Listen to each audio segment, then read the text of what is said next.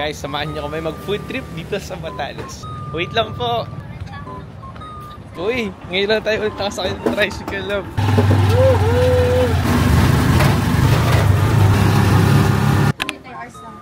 Okay guys, nakakuha na tayo ng rerentahan ng motor. Saan ba yung mga mahirap i-drive dyan? Yung mga NMAX yung kaya ko eh. Hindi mo kaya. Marunong ka na rin mag-drive ng motor. Lupit ah. Dahan-dahan ka lang ah. Okay guys. Dahan-dahan lang. Grabe na, parang wala akong matiwala sa fiancé mo. Papunta tayo doon sa center. Kaya nga, I don't know where. Papuntang bayan po. Oh no, sarado mga tindahan. Dito kami nagpunta guys nung before kami ma-engage. Now I'm gonna eat. Yay, meron.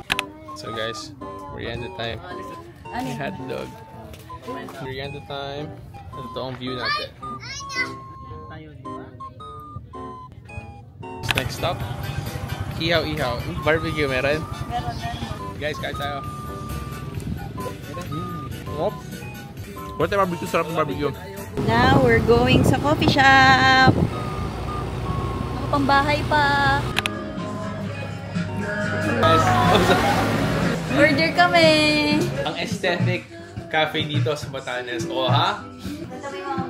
Ay, ito yung mga barista natin guys ha. Mga lokal yan. Kaya talagang mga ano yan. Bihasa. Load that. Very aesthetic.